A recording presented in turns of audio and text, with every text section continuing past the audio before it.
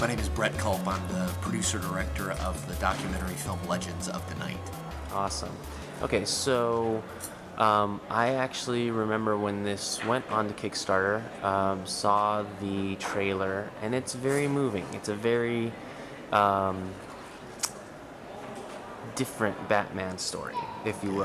Yes. So, number one, if you can just tell our viewers what what your inspiration was, because any kind of film takes a lot of effort and money and all sorts of different things to get it going. What brought you here to this almost finished product? Yeah. Legends of the Night is really a passion project for me. I grew up loving Batman and loving superheroes. Batman in particular, because, for the reason that so many other people do. I mean, he is the superhero with no superpowers. He's a human. He Has flaws. Exactly. And then when you get to be a teenager, you start to see the side of Batman that is pained and troubled and feels isolated and alone. And when you're a teenager, you feel isolated and alone. And then you get a little older and you start to realize that the world is not as black and white, and it's gray, and there are difficult moral choices to make, and you're making those choices, and so's Batman. Bruce Wayne is making difficult moral choices about how to deal with the Joker and how to deal with his own loves and passions and pain. And so it's kind of at every stage of the game there's a different Batman, and that's true today. I mean, there's a Batman for 5-year-olds and there's a Batman for 35-year-olds. And Batman has evolved and changed over the years. But I think as I dove into this film, Legends of the Night is really about how a character like Batman, a heroic story, inspires us, and how it influences us to find the hero inside of ourselves. And so when I started down the path of looking for people and stories of people who had been inspired by Batman to become heroes in their own lives, they always started with childhood. They always started with stories about when they were little kids and they saw Batman on TV, or they read the comic book, or they saw the cartoon, or they saw the Adam West show, or whatever it was. They always started, with memories of being 5 years old and wanting to be Batman. And so I would say if there's a Batman represented in this movie, it is the Batman that exists in the mind of a 4-year-old when they put on a cape and run through their backyard with the wind blowing, through their hair, and they're imagining the hero that they could be. They're imagining themselves as Batman, doing something great in the world, saving their city, being a force for good in their community. And that's the Batman that is in this film.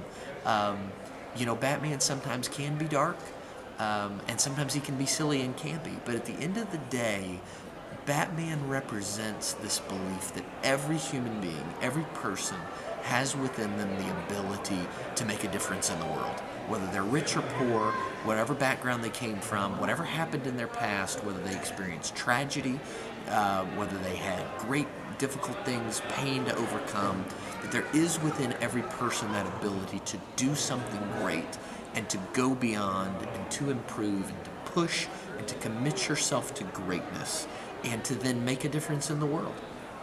Great. One question that I have is, how is the final film actually set up? So is it 3-4 people? Is it 3 or 4 stories, or is it a expose? Yeah, the finished film is a combination of about, I think it's about 11 stories of different people who've experienced Batman in different ways, and those stories are threaded throughout the movie. But then also there are interviews with experts, people that are experts in literature and psychology and education, who really understand how story affects us, who've spent their careers studying and understanding story and the power of story, and some of whom are using story in their work as educators and, again, psychologists and professionals in unique ways. So we have the individual real-life stories to see how folklore and dare I say mythology works in our world, but then we have the experts who also have the research and the academic experience who really can come alongside and kind of commentate and give commentary on what's happening and what we're seeing in these stories. That's cool. And so for the climax, or maybe the, you know, way you wrap up the film, um, is it emotional based? I mean, is it something that if I've had a glass of wine, I'm gonna start like, he did so good. Yeah, Like, is it very highly you emotional? know, Is there it? there is a mix in this film. You know, for people that see the trailer, you know, the trailer is a very intense emotional experience, and Yeah. it is. You know, I saw people when the trailer first came out saying, you know, the slogan of the film should be "Batman will make you cry." You know, and so people have clearly had a very emotional reaction to our trailer and the few clips that we have shown. The movie is really a mix of emotion and humor and inspiration. You know, we showed a few clips from the film at a panel here at Comic-Con on Friday morning, and you know, there was a combination of cheering and laughing and crying. I think this movie runs the spectrum because we're showing people, we're showing humans, and sometimes we're silly and sometimes we're goofy, but sometimes when we get to the heart of ourselves, we are very triumphant and inspirational. And so I think at the end of the day, people, there is an emotionalism. There is a lot of emotion in the film, but I think at the end of the day, they're stories of triumph, and all of these stories end in triumph. They're not tragedies. They are. I think every person that watches this movie will get to the end of it and they will say, you know what, I've got some Batman in me, So is and that I your can push goal myself. to spread the inspiration? Absolutely. The tagline of this film and the Twitter hashtag is "We Are Batman," and you can find us on Twitter at Batman Film.